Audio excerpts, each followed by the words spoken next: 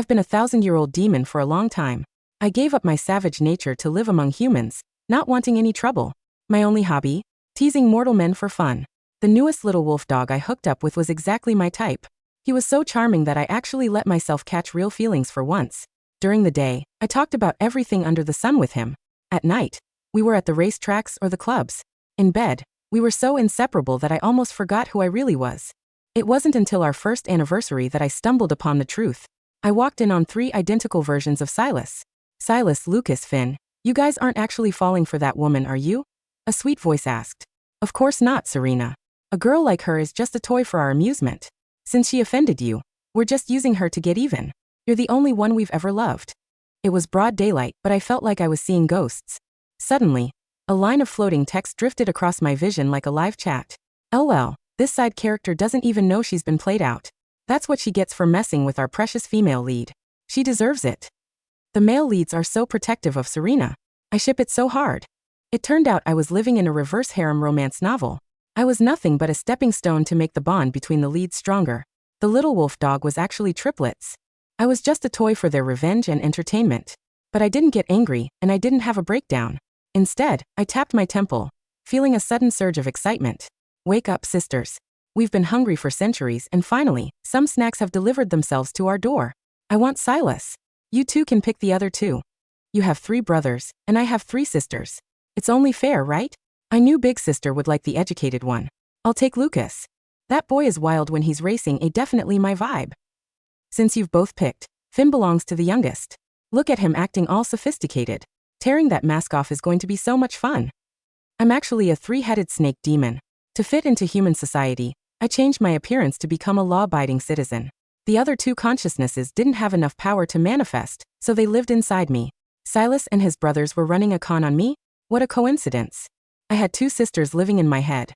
The triplets' little game of musical chairs was nothing compared to a 3-headed snake. When I took this form, I promised the Supernatural Bureau I wouldn't start trouble. But I never said I'd take it lying down. The Bureau was afraid I'd tear their headquarters apart, so they made a rule. As long as I collected 3 pieces of evidence of human malice, I could deal with them directly. My second sister was humming in my head. Big sis, when do we eat? I haven't tasted fresh meat in centuries. I'm starving. I stared at the 4 people in the restaurant who were completely oblivious to my presence. I curled my lips into a cold smile. Don't rush. We report to the Bureau first. Once the audit is approved, we can feast legally. After all, I'm a very law-abiding demon. As soon as I stepped into the room, a sugary sweet voice made my skin crawl. Oh, Vera is here? I was just helping Silas pick out some dishes. Don't get the wrong idea, okay? Serena was clinging to Silas's arm, acting all coy. Silas held her, and shot me a look that was as cold as ice. You're so late. Do you really think you have the right to be jealous of Serena? I frowned, trying to remember who Serena was. What did I ever do to her?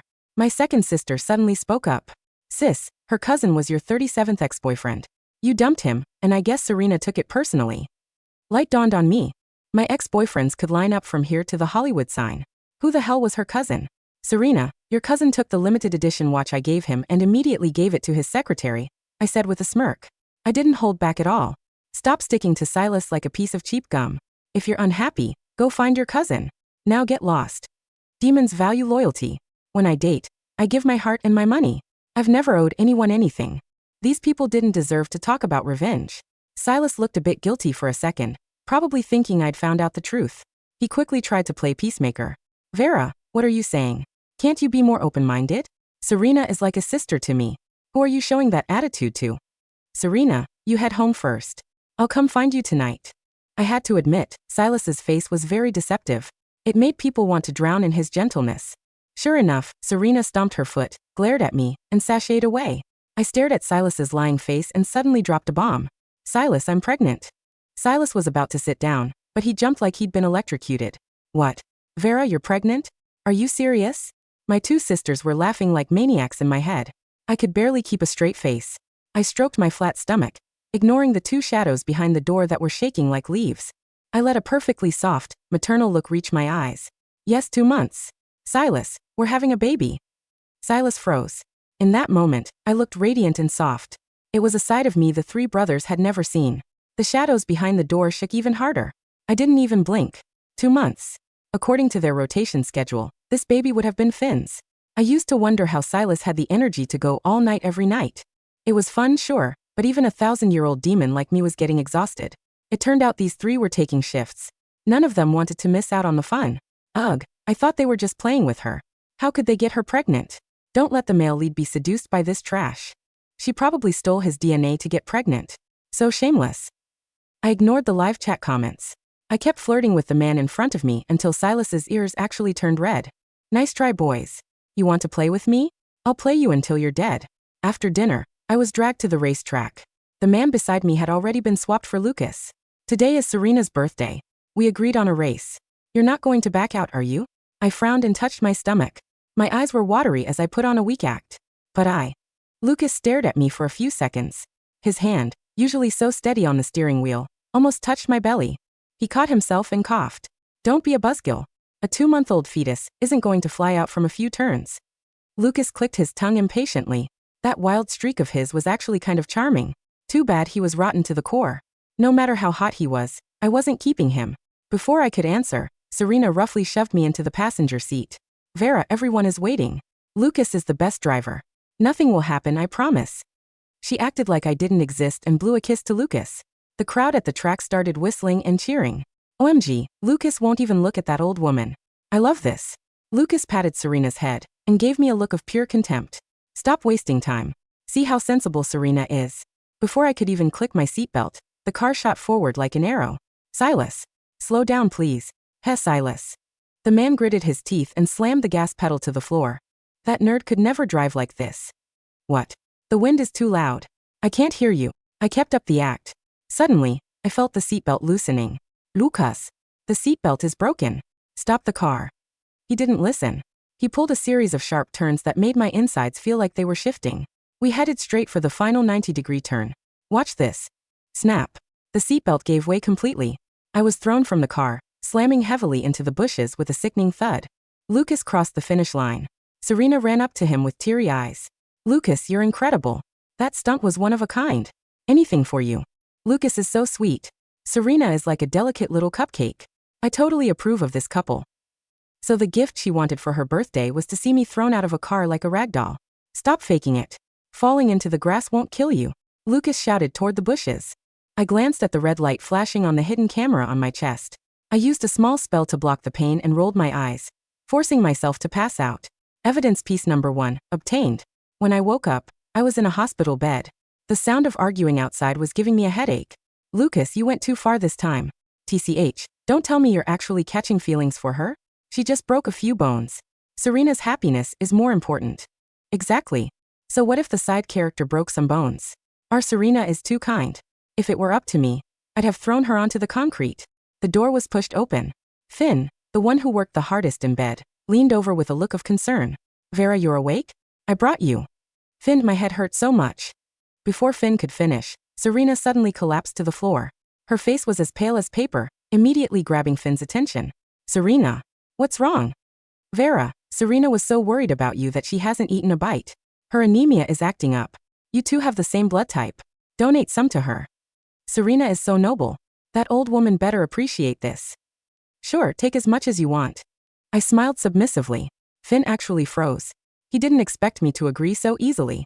A flicker of hesitation crossed his eyes, but cruelty quickly won out. Good girl, Vera. I'll give you anything you want after this. My blood flowed into the container like it cost nothing. My arm turned purple with bruises, and my face grew paler. The doctor looked at me with pity. Sir, we can't take any more. Finn kicked him aside. Can't you see how weak Serena is? Vera isn't complaining, so why are you? Keep going. They should drain her dry and give it all to Serena. My youngest sister was the impulsive one. Seeing the live chat comments nearly drove her crazy. She screamed in my head. Big sis, you're a great actress. Is that old, stale blood feeling good coming out? Shut up. I suppressed the urge to laugh. I had one brother for each of us, and I was wondering how to deal with Serena. She really did me a favor by showing up. I could donate this blood, but even the Supernatural Bureau wouldn't dare take it. Serena was just a human. How long did she think she could survive with demon blood in her veins? The nurse tremblingly handed over a test result. Sir, this Miss Serena, she's 1 month pregnant. Serena appeared out of nowhere and threw herself at my bedside sobbing. Vera, Silas and I were both drunk that night. I'll go end the pregnancy right now. Please don't hate me. Finn's face changed instantly. He didn't know whose baby it was, but it couldn't stay. Don't worry, Serena. We're not keeping it. I'll go with you to take care of it. But Silas, I'm scared. Then we'll have Vera take care of hers first as a demonstration. That way you won't be afraid. The three of us were just enjoying the drama when my name got called. Finn, what the hell is wrong with your brain? You get someone else pregnant, and then ask me to demonstrate how to end mine. I sat up abruptly, the foretube snapping. Even the devil couldn't come up with a move this twisted. You really deserve to rot in hell. This man knew the baby was his. Yet he was cold enough to say that? Finn's face darkened as he lost face in public.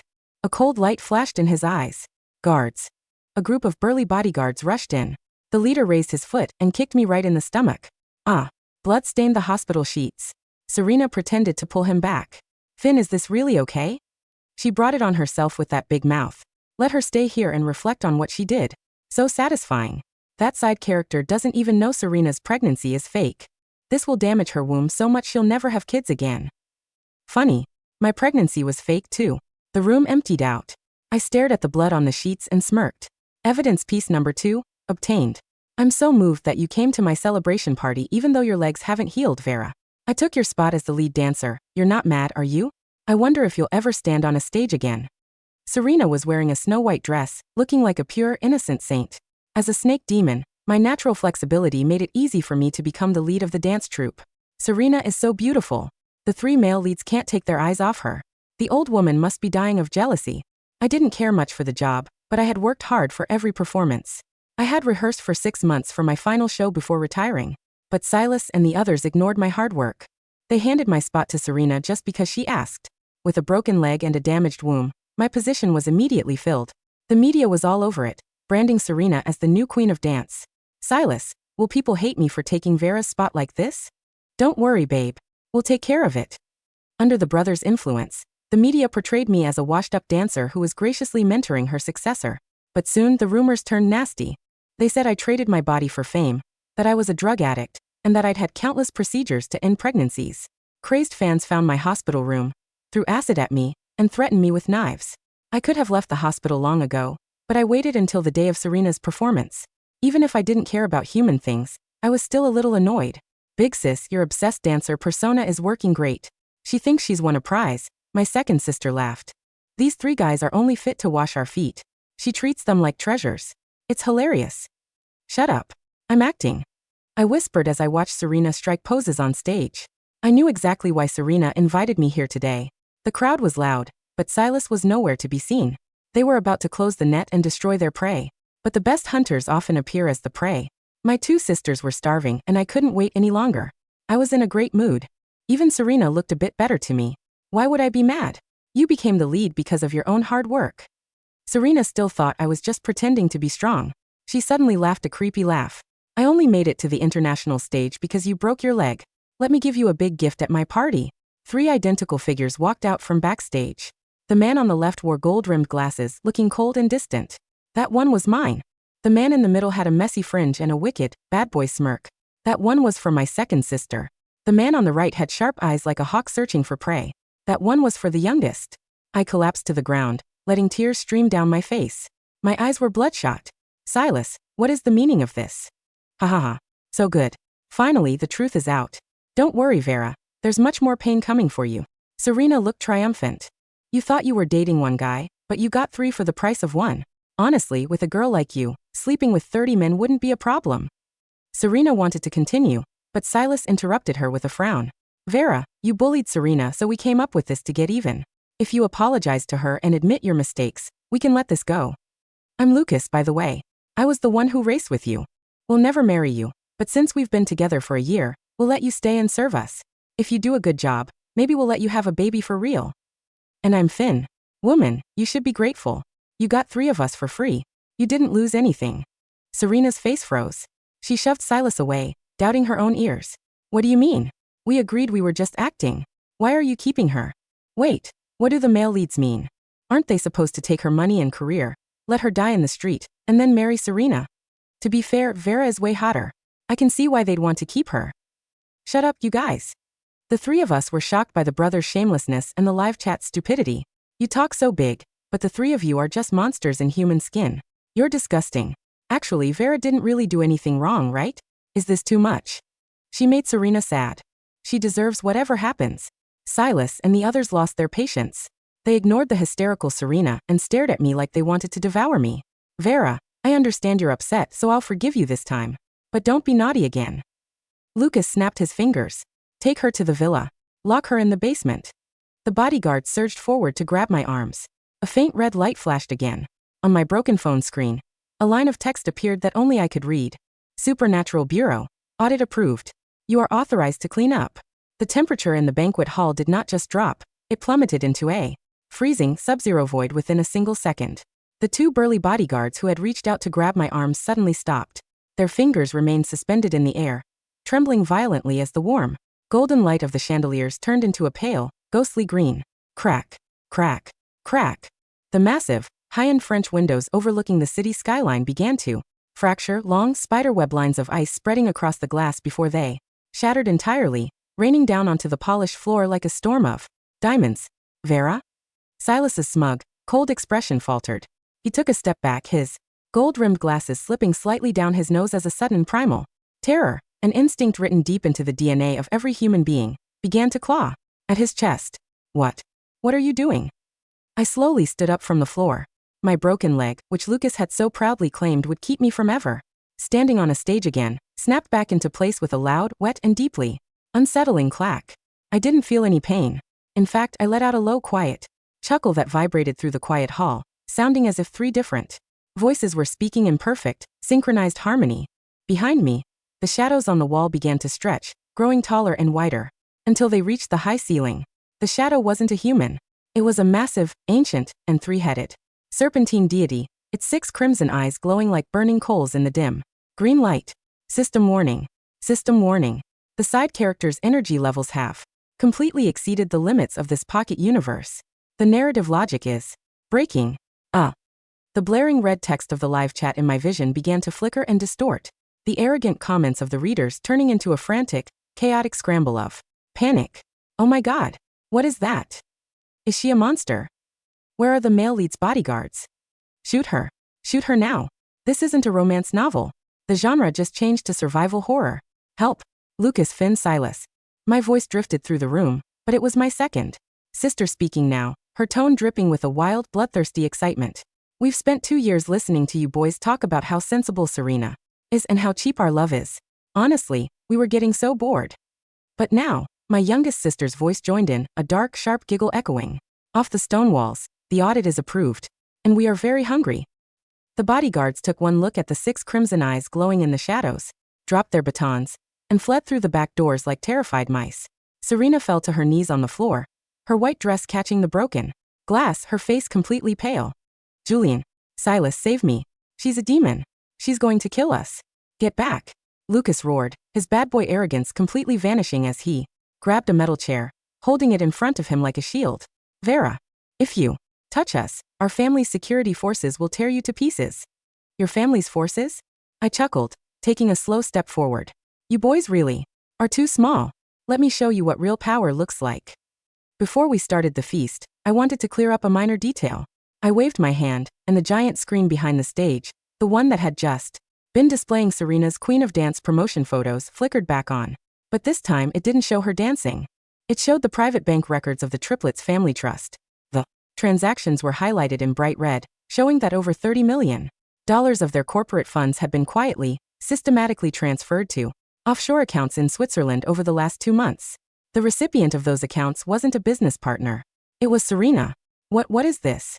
Silas's brow furrowed, his eyes darting from the screen to Serena's pale, frozen face. Oh, it's just a little gift from your saintly innocent sister, my second sister laughed from my head. While you boys were busy racing cars, draining my blood, and throwing acid at my hospital room to make her happy, she was actively planning to run away to Europe with your entire family inheritance. And the anemia she claimed to have? My youngest sister added, her voice sharp with mockery. She was never sick. She faked the entire medical report, using her cousin's clinic. She wanted my blood because she found out that demon blood, even the diluted version I let her have, can extend a human's youth and beauty by 20 years. But she didn't know, I said, my smile widening into a lethal, fanged grin, that a human body cannot hold our blood for long without mutating. The moment the word mutating left my mouth, Serena let out a sharp, agonizing Shriek. She fell to the floor, her hands clawing at her own face. Under the dim green light of the chandeliers, her beautiful, smooth skin began to crack. Small gray and dry scales began to sprout across her jawline, her fingers fusing together as her nails turned into black, serpentine claws. The demon blood she had taken from my arm was backfiring, turning her into a low-level, mindless snake pawn. No. No. Silas. Lucas.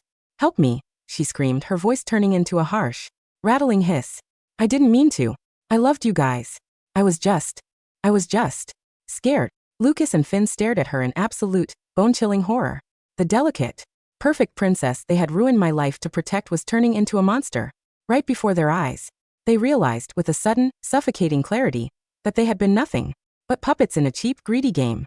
All right, I said, the green shadows behind me expanding until they blocked out the entire light of the room. The explanations are finished. It's time to distribute the prizes. I want Silas, I said, my voice quiet and absolute. Silas stood frozen, his gold-rimmed glasses dropping to the floor and shattering.